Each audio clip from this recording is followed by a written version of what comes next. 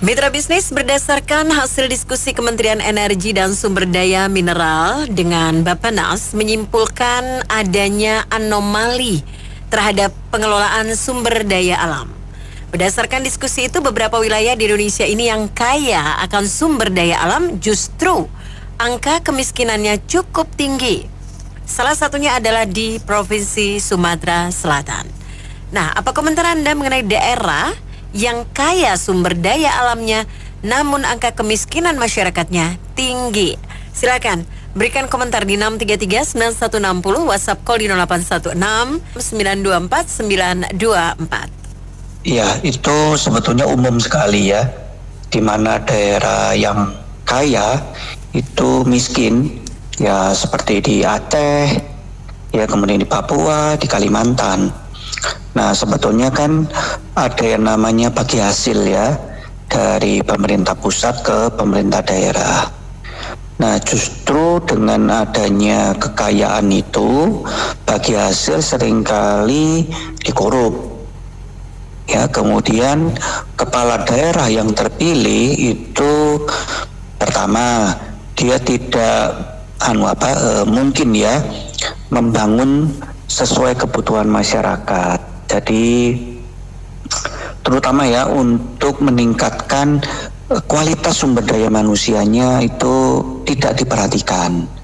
Ya, jadi kan seharusnya dengan banyaknya dana yang masuk dari hasil alam, sumber daya anak-anak daerah itu bagaimana diberi beasiswa supaya bisa membangun daerahnya. Dan kalau ada perusahaan-perusahaan investasi pertambangan misalnya ya, itu mereka bisa diterima karena sudah qualified untuk turut serta dalam perusahaan-perusahaan tersebut. Itu. Kemudian yang berikutnya adalah kemungkinan besar adalah bahwa kepala daerah itu juga bermain ya, punya perusahaan-perusahaan pertambangan atau kroni-kroninya. Nah, di situ mereka benar-benar menghisap ya, mereka nggak peduli. Ini contoh salah satu ya yang kita ingat mungkin tahun lalu ya, ada seorang gubernur di Indonesia Timur. Kita tahu bahwa rakyatnya banyak sekali yang miskin, tapi dia dengan ringan menghabiskan hampir 500 triliun untuk berjudi. Oke. Ya kita nggak tahu itu benar apa enggak, tapi miris. Ya, kondisi seperti itu di mana mungkin ya katakan ya saudara-saudara dia banyak sekali yang sulit makan, pendidikannya, kesehatannya, tapi dia bisa enteng aja berjudi. Nah, itu kan duit-duit saya, boleh, nggak masalah. Tapi artinya apa? Dia tidak punya empati terhadap rakyat di sekitarnya.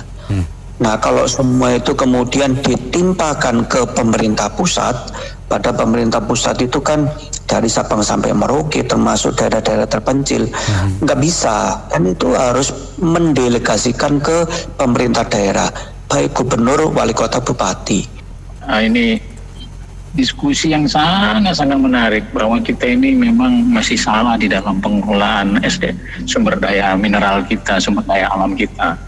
Contoh paling nyata yang sangat menyedihkan itu tadi sudah disebut Sumatera Selatan ya. Tapi kita lihat Papua deh. Papua dari Grasberg yang gunung emas sekarang menjadi lembah kosong melompong. Tapi saudara-saudara kita yang ada di sana itu masih hanya pakai koteka. Jadi sangat mengerikan. Jadi deal-deal di dalam pengelolaan SDM itu memang harusnya dilakukan oleh pemerintah dengan adil. Kan undang-undang mensyaratkan, tetapi di dalam pelaksanaannya itu belum dilakukan. Nah, mestinya ya itu lokasi-lokasi timah, tambang, segala macam itu bisa diawali lagi, masih banyak potensi. Kalau yang dulu itu terjadi kesalahan dengan karena korup, jangan diulang mestinya itu. Nah, hari ini kita harus tobat nasional lah.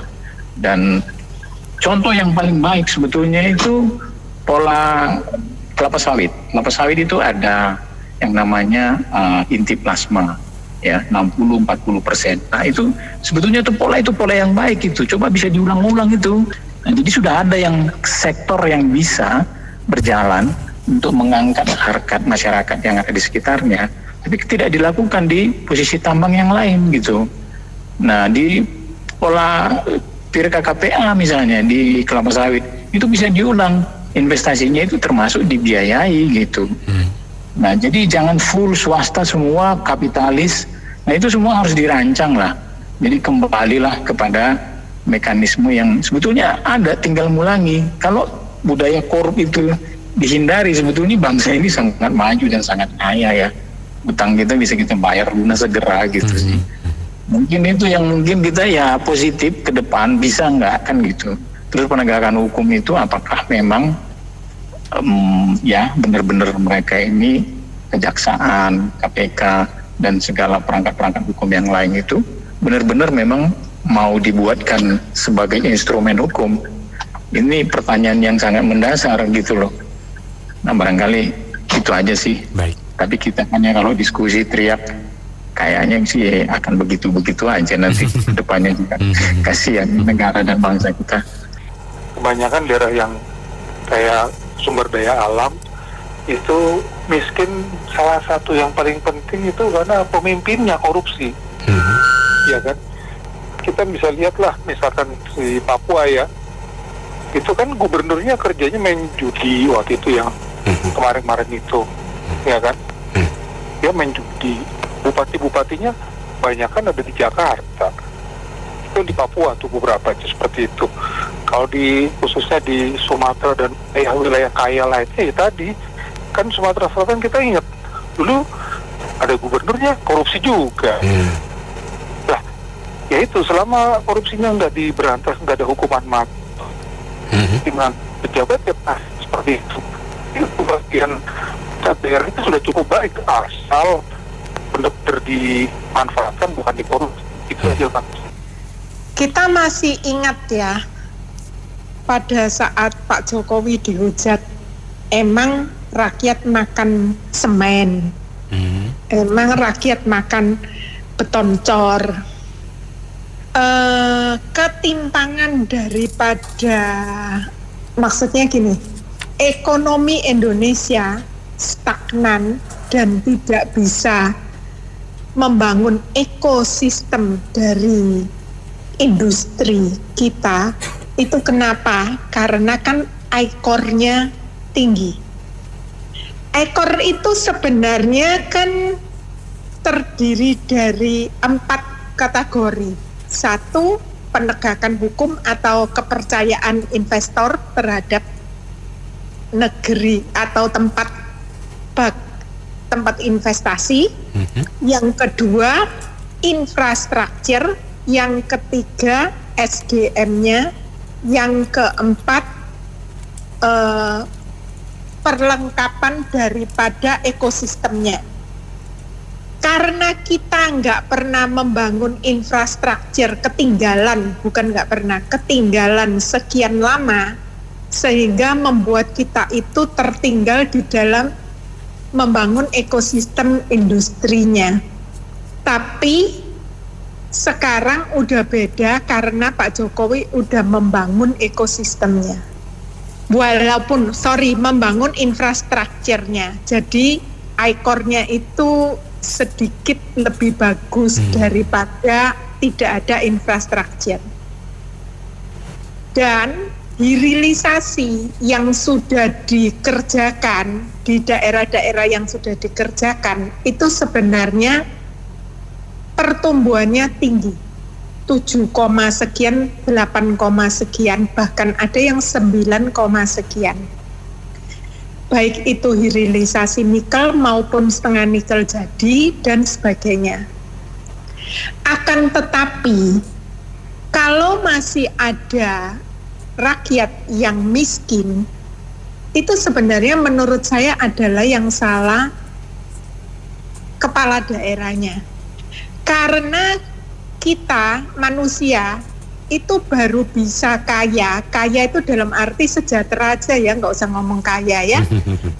Sejahtera itu kalau kita memiliki pendidikan, karena dengan kita memiliki pendidikan, kita otomatis bisa hidup dengan bermartabat.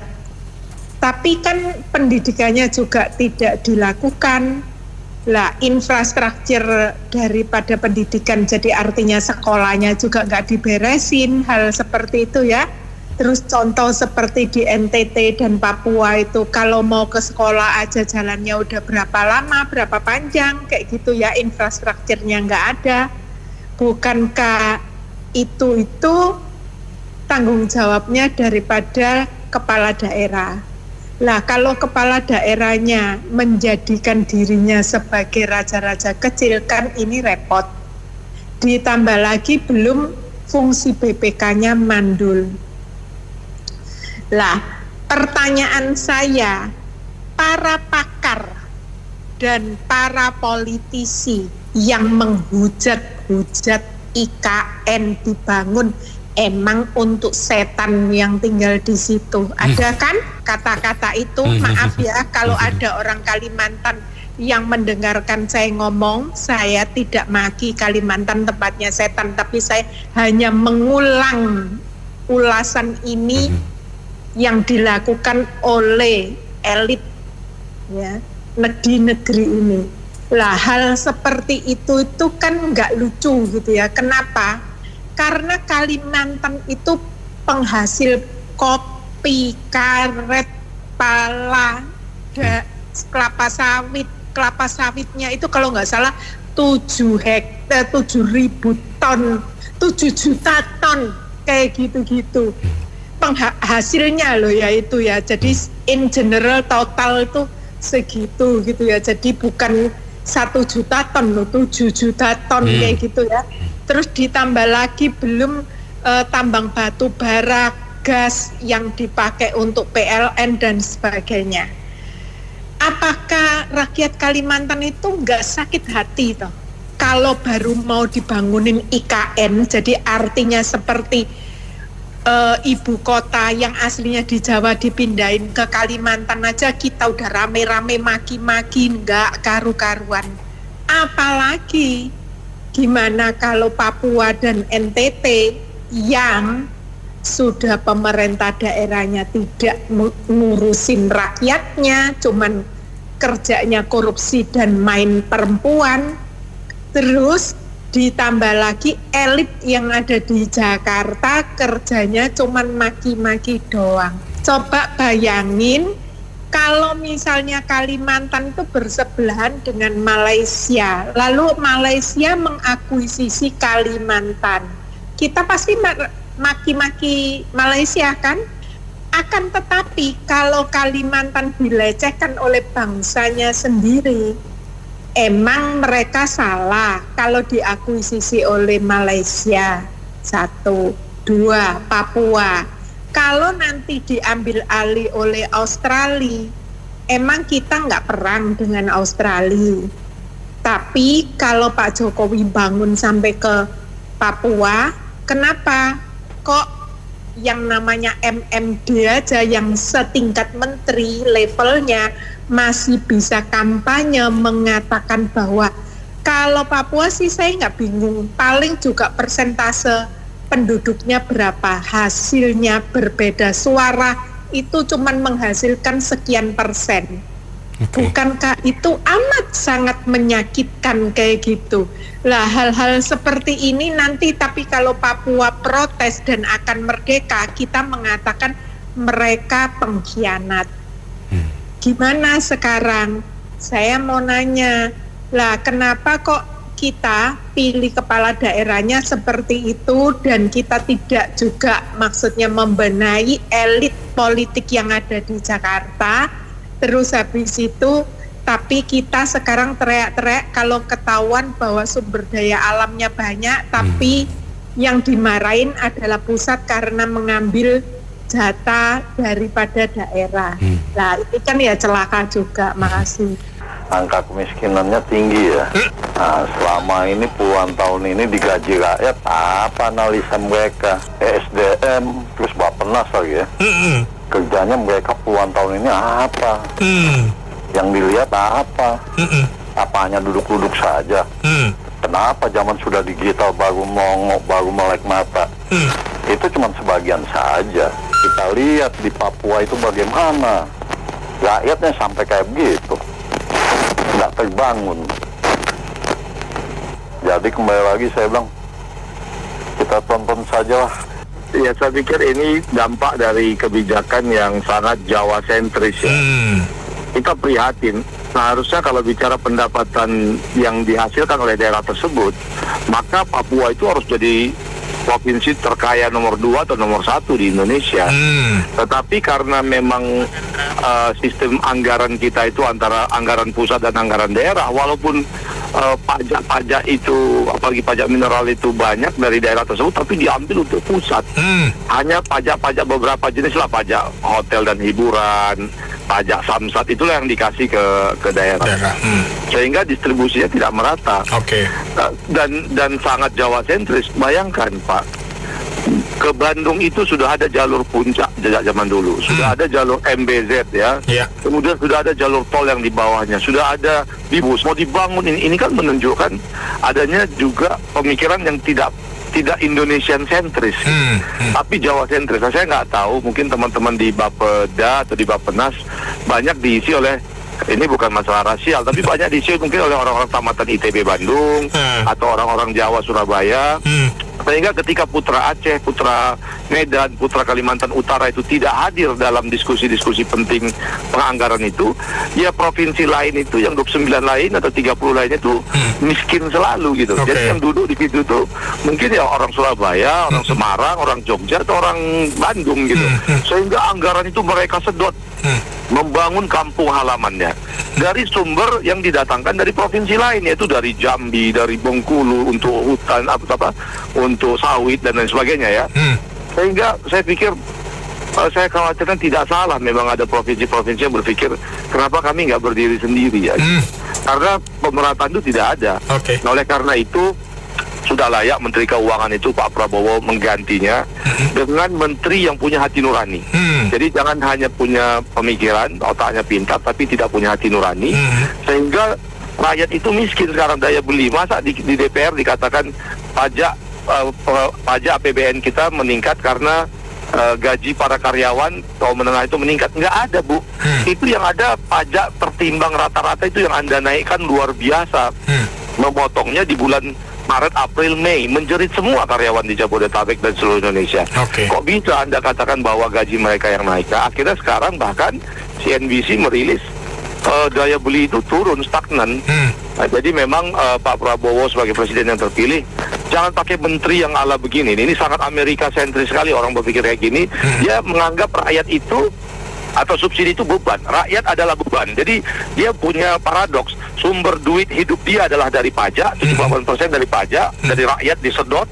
Tapi dianggap sendiri rakyat itu adalah beban. BPJS adalah beban, gas 3 kg adalah beban, listrik adalah beban, solar pertalite adalah beban. Kan ini paradoks tingkat dewa yang ada di pikiran orang-orang begini. Terima kasih. Ini memang kalau bahasa ini kan anomali, bukan pilpres saja anomali. Ini gaya ekonomi gaya anomali karena kita bukan negara sosial ya. Jadi nggak bisa sama rata sama rasa. Itu yang jelas memang ada yang kaya, ada yang miskin. Itu tergantung garis tangan kita, usaha kita dan sebagainya. Kebetulan saya kan nyari duitnya di luar kota nih. Saya melayani tambang batu bara. Waktu belum COVID, itu yang nama kafe di Kalimantan itu. Kalau orang Jakarta datang saya ada apa-apanya. Kalau orang daerah datang bawa uang sekoper, manggil artis dari ibu kota, itu luar biasa kayanya mereka. Iya, betul Pak. Iya, cuman ini nggak merata. Ada yang kaya luar biasa, ada yang kaya biasa, ada yang nggak terlalu kaya. Tapi miskin sih mungkin nggak ya, cukup lah menurut saya gitu. Jangan di Jakarta yang miskin banyak. Karena apa? Kita udah kebiasaan kalau putra daerah kan biasa tuh udah santai nyaman dengan kondisi. Itu yang ada membuat kita nggak bisa bangkit. Ya, dan pemerintah sendiri mungkin APBD-nya nggak, pengelolaannya nggak merata. Jadi peran pemerintah daerah itu penting supaya itu hasil tambang itu nggak lari ke luar negeri terlalu banyak. Ya minimal buat daerah itu harus ada untuk memakmurkan rakyatnya. Satu kalimat saya itu tikus bermimpi makan gajah. Bayangkan, tikus bermimpi makan gajah. Apa maksud dari omongan saya ini? Kenapa saya ngomong begitu? Oke. Inilah penjelasannya ya.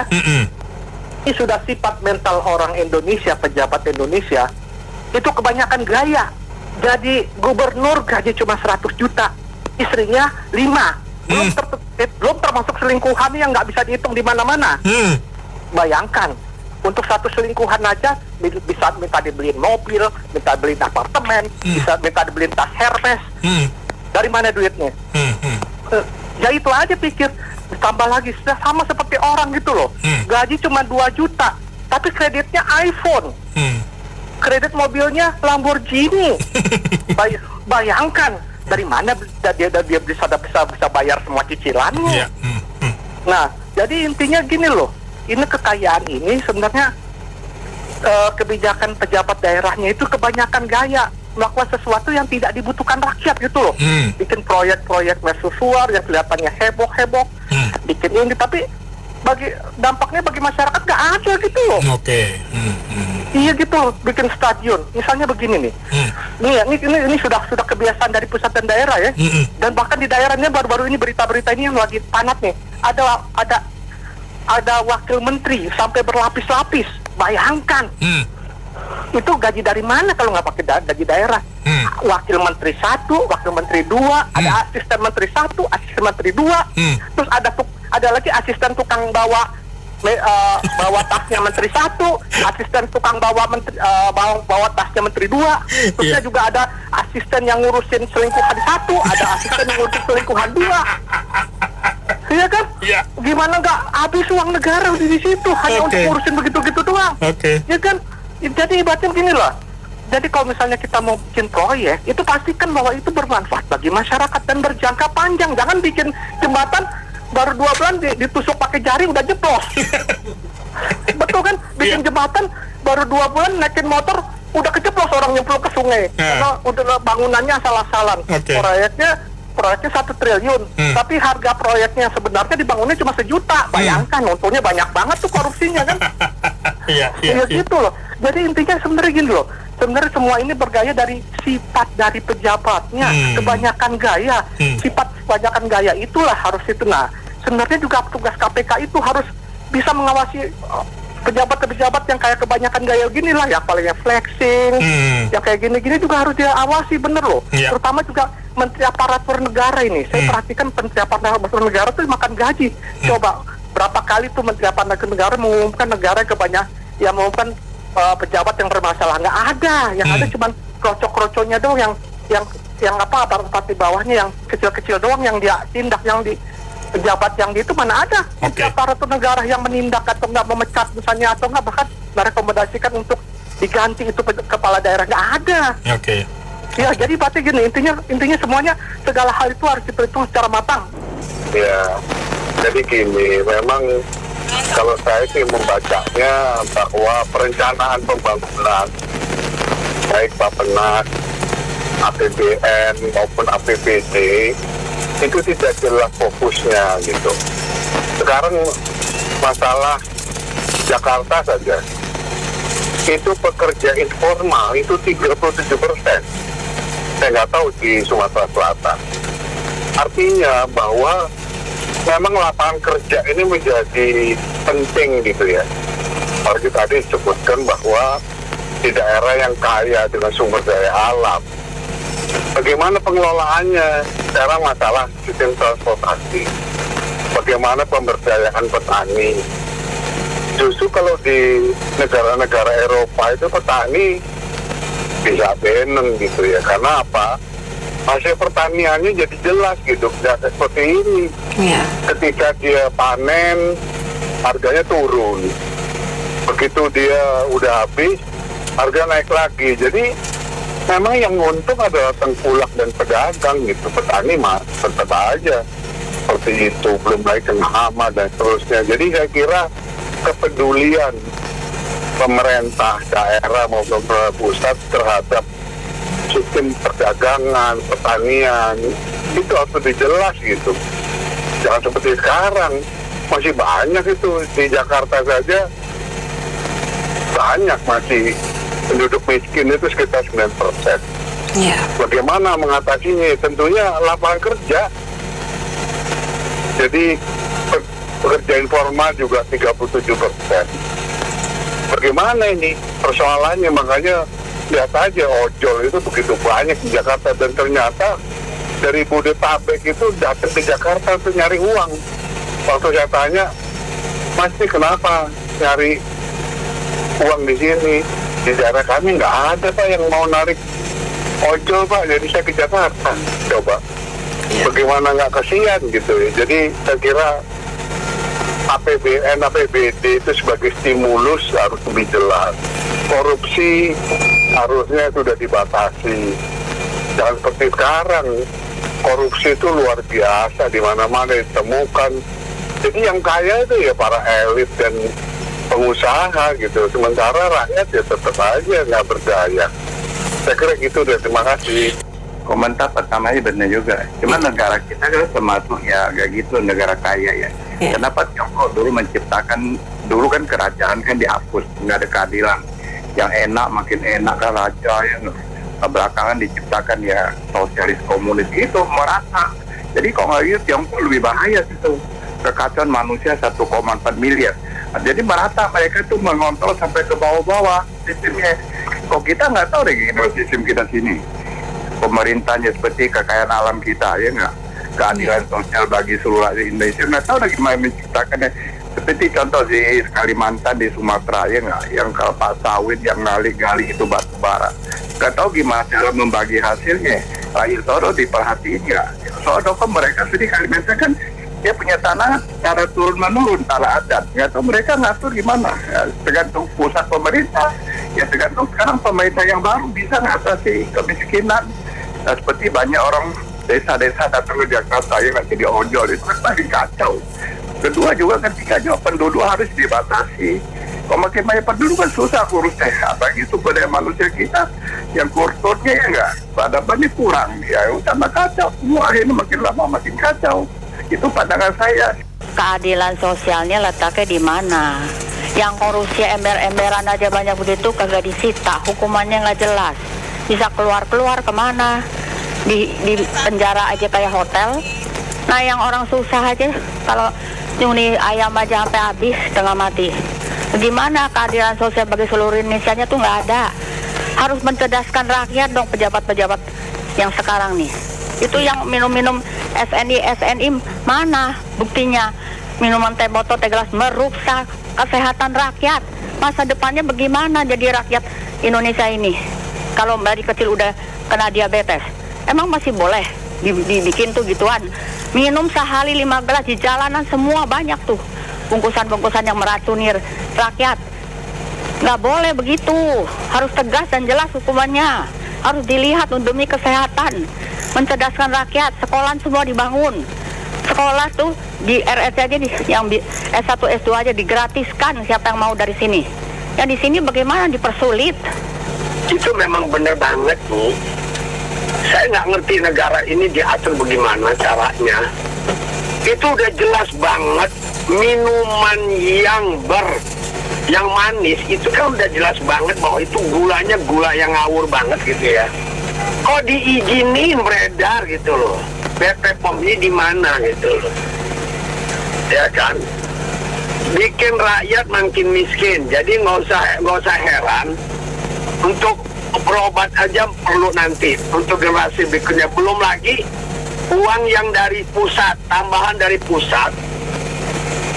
Uang yang dari pusat itu ke daerah selalu dipotong lagi sama pimpinan daerahnya, Pemda, dari gubernurnya, wali kota, bupati, semua.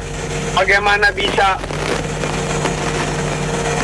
rakyatnya bisa maju kalau kayak begini terus jalannya gitu loh. Ya.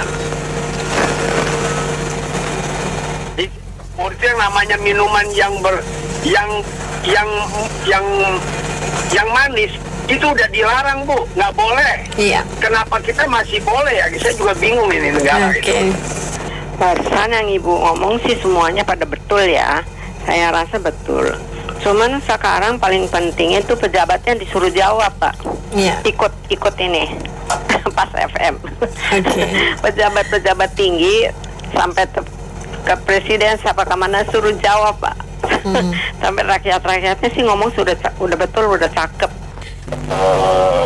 Sebenarnya kan ada anggaran pendapatan hasil daerah, diantaranya diperoleh dari restribusi tambang gitu. Nah, itu mestinya sih masuk ke dalam anggaran dan pendapatan daerah setempat gitu. Nah, kita lihat kalau itu terdistribusikan dengan baik, tentunya itu akan menambah kesejahteraan masyarakat gitu. Yang pertama, kemungkinan yang seharusnya diterima berapa, tapi diterima berapa. Yang kedua, kita lihat kadang-kadang ironisnya itu pejabatnya itu kelihatannya banyak yang kaya raya, tetapi masyarakatnya miskin. Jadi mesti dilihat lebih detail dulu apakah betul sebenarnya hasil restribusi tambang itu diterima di daerah setempat, tetapi tidak disalurkan kepada masyarakat. Jadi mesti dilihat lebih dalam dulu barangkali. Terima kasih. Baik. Cara penanggulangannya, ini masyarakat banyak menilai bahwa epicentrum wilayah yang berdampak yang harus disejahterakan. Ini saya menilai ini ketidakadilan, bahwa hasil tambang itu milik seluruh rakyat Indonesia. Pengertian solusinya adalah pemerintah harus seyogyanya menciptakan KTP yang merah, kuning, hijau, biru itu tadi. Kemarin yang saya sudah jabarkan bahwa rakyat ini diberikan pinjaman lunak yang diberdayakan kemandiriannya untuk maju, yaitu membangun rupiah, mata uang kita. Dengan begitu nggak ada lagi rakyat miskin, karena udah golongan merah itu udah golongan rendah yang paling bawah diberdayakan untuk ditingkatkan menjadi kartu KTP warna kuning. Kuartal waktu tahunnya pun terhitung, terevaluasi dengan baik. Begitu dapat yang biru, dia akan menerima reward. Reward ini adalah keringanan dari total pajaknya, entah fasilitas paspor kemudahannya, begitulah dan sebagainya. Artinya pemerintah atau MPR DPR ini mempresisikan kesejahteraan itu sampai mana, bagaimana. Uji materinya yang kami perhatikan harus menyeluruh, bukan daerah yang berdampaknya aja. Kalau kita berdampak, kalau berperang kita seluruh nasional kita berperang, Bu. Ya kan, Bu? Iya. Tapi kalau seumpamanya kesejahteraan kita satu titik Sumatera aja yang harus disejahterakan, itu ketidakadilan, dan saya tidak setuju karena tidak sesuai dengan Pancasila. Mungkin CSR atau Corporate Social Responsibility jangan dikasih ke pemerintah, tapi langsung dikelola oleh rakyat gitu, di daerah yang sumber daya alamnya dimanfaatkan oleh investor. Berapa persen mungkin dari hasil itu untuk rakyat di sana, misalnya gratis pendidikan, gratis kesehatan, dan ditingkatkan penghasilannya, mungkin melalui penciptaan kayak kios-kios tempat untuk jualan gitu, UMKM ya Ibu ya. UMKM untuk usaha sekalian mungkin dimanfaatkan untuk tempat wisata, misalnya wisata kuliner atau wisata pantai gitu. Jadi penduduk setempat juga puas gitu. Makasih. Ini kalau saya kira sih tergantung pemimpin daerahnya ya. Soalnya kalau pemimpin daerah kan, tahu saya itu dia yang diminta duit gitu, kalau nggak minta ya udah investasi di tempat saya, yang penting dibangunlah SDM-nya biar masyarakat kita bisa berpartisipasi. Itu biasanya kepala daerah itu mintanya uang. Nah, ya sebagai pengusaha kan kita cari mikirin usaha sendiri, usaha masyarakatnya, karena ada yang lebih berwenang daripada kita. Makasih. Sebenarnya ini semua ujung-ujungnya kepada kepala daerahnya, Mbak. Iya. Mau itu wali kota, bupati, kalau orangnya memang nggak jujur, cuman maunya penuhi kantong sendiri atau ke kantong temen-temennya doang, ya percuma. Mau di ngomongin apa juga nggak nyampe itu uang sampai ke desa-desa, mungkin ke rakyatnya, perbaikan ini, perbaikan itu, fasilitas ini, fasilitas itu udah pasti nggak nyampe, Mbak. Contoh aja di Jakarta nih, ya, yang paling nyata itu setiap kelurahan itu dia tuh ada bantuan untuk RT, RW dan sebagainya, ya, itu program itu ada, Mbak. Nah, kalau lurahnya, camatnya ini ngerti, jujur, ya, amanah, haknya RT RW itu dikasih, dijalanin, itu semua dapat, Mbak.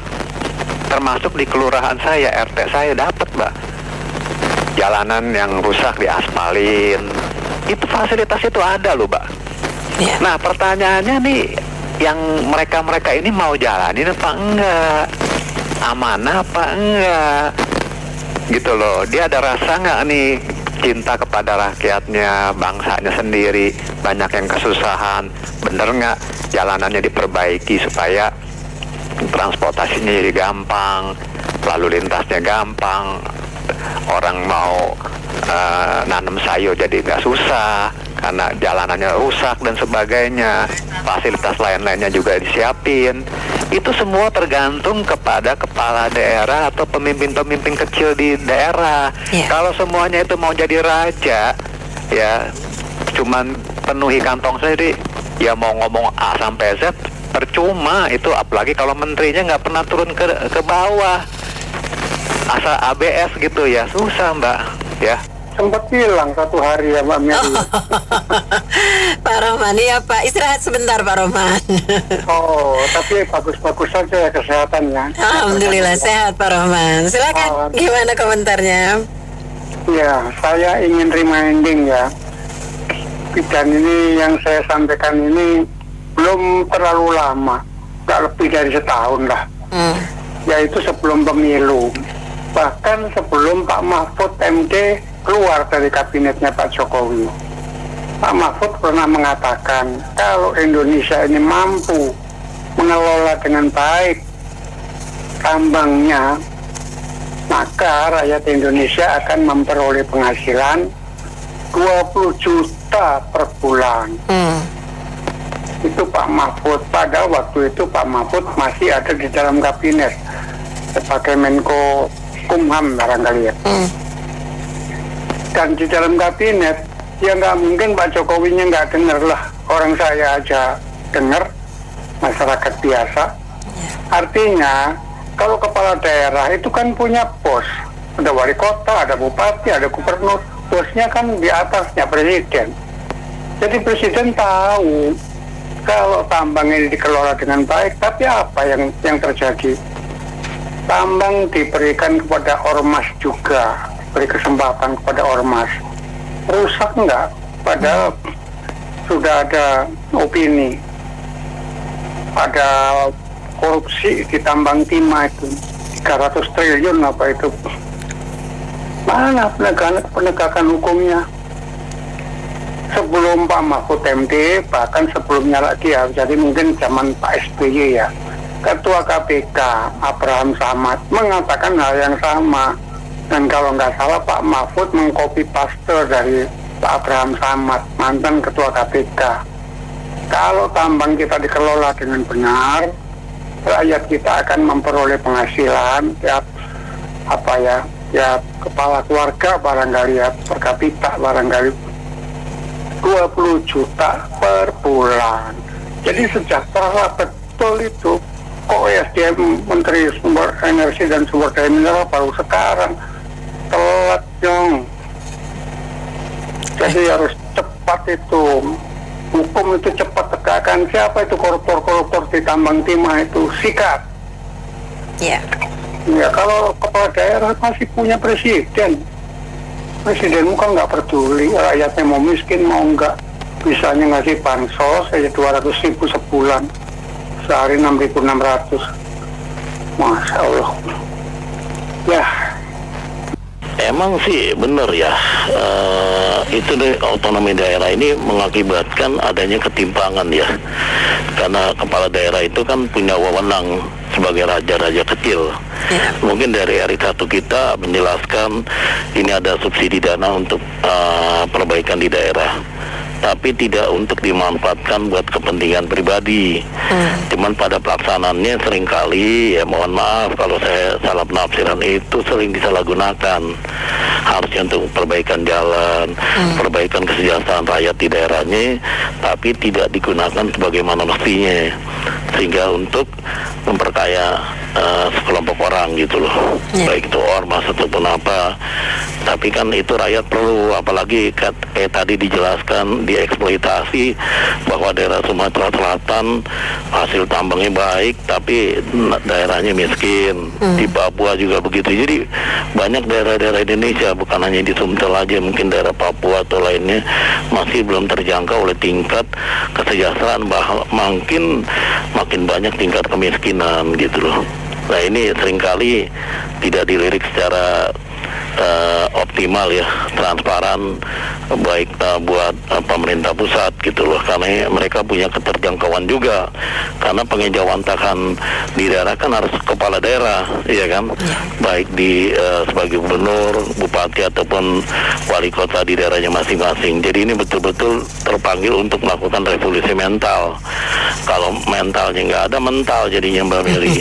Orangnya ikut mental buat pribadi doang. Saya kira miris ya memang. Tapi sampai kapan bisa dibutuhkan orang yang punya integritas yang baik gitu loh. Mungkin harus dipotong satu generasi ya, generasi yang betul-betul dipimpin dengan edukasi di sekolah-sekolah untuk melakukan pemberantasan korupsi. Karena di sekolah ini sekarang aja IPA IPS sudah nggak ada nih Mbak Meli nih. Di sekolah nggak, saya IPA, Mbak Meli apa kan ada IPS juga ya kan. Sekarang nggak ada nih pada Nadiem Makarim nih, nggak tahu gimana pendidikan kita. Terima kasih. Terima kasih Pak Hendrawan. Baik mitra bisnis, kita cukupkan dulu sampai di sini. Opini komentar Anda kami tampung dalam Businessman Opinion. Terima kasih yang sudah bergabung. Saya Mary Agustian.